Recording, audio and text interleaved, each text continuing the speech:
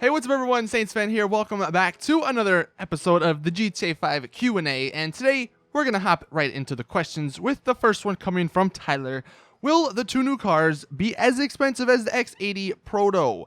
So if you aren't aware, the leaked prices that came out like 3 weeks ago, I think by now, for the three unreleased cars had the Proto at $2.7 million, which was obviously correct. It had the 770, the sports car, at $695,000, which probably will be correct. And then the Pifster 811 at $1.135 million, which again will probably be correct. So no, the next two cars will not be as expensive as the Proto, even though I think the Pifster might even be a little bit better than the Proto. At least testing it in single player, it was a little bit faster, so we'll have to see if that still holds true in online when it does release, but you will not have to spend as much money as the Proto for either of those two cars. Next question from Con Dude. Do you think the 770 and the 811 will be released together? So yeah, I've seen some people saying that we don't actually know that these cars are going to be released once a week, like the lowriders. Apparently, people are saying that the lowriders being released over 3 weeks, that doesn't mean anything, and it could be true. I mean, at the moment, it's all just speculation, but I still believe that tomorrow we'll get the 770, like early in the morning, and then the following week we'll get the 811 in addition to the Independence Day DLC. I mean, if you really want, you can stay up all night, because I might even be live streaming early in the morning if one of those cars or if both of the cars do drop. But no, I do not believe they will be released together. Iron with the next one. Do you think that Rockstar will add new parachutes, skydiving, and motorcycle suits for the Cunning Stunts?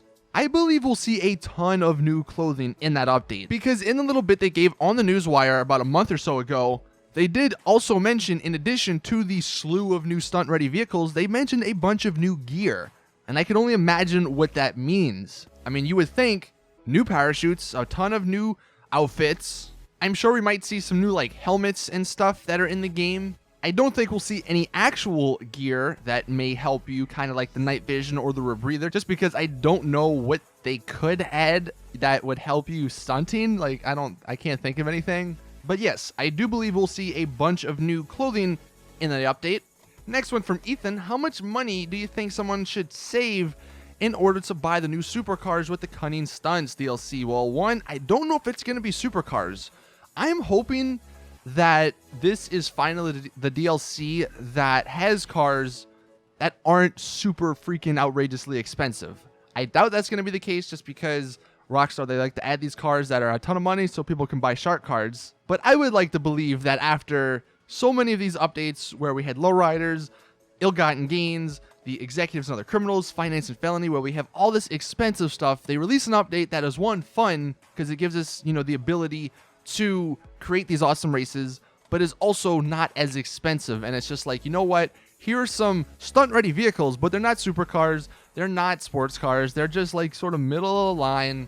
They're good for stunting, but they're not really good for anything else, and they're only 500,000 at the maximum, and you don't need to upgrade them. You just take them into maybe the new stunt shop, if there is a new stunt shop, and you can customize them however you want. You don't need to pay a freaking $1 million to upgrade it like half the lowriders. I would like to see that, so I would like to hope that you wouldn't need as much money. Will that be the case?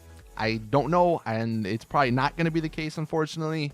And considering we don't even know how many cars are going to be in the update, I really can't give an actual estimate as to how much money I think you'll need. I mean, a couple million at the minimum, just to be safe, right? Like, do some CEO missions, do some heists, or however you make money.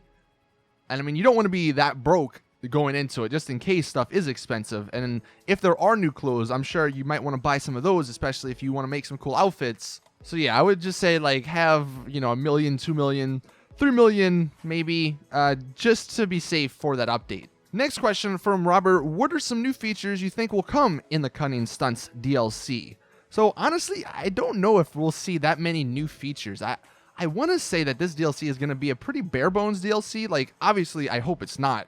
But for me, I'm just imagining them releasing their own version of these stunt races, in addition to the creator for other people to make stunt races, with some new clothes, some new cars. I don't know what new features. I mean, the biggest one, I guess, is the arena opening.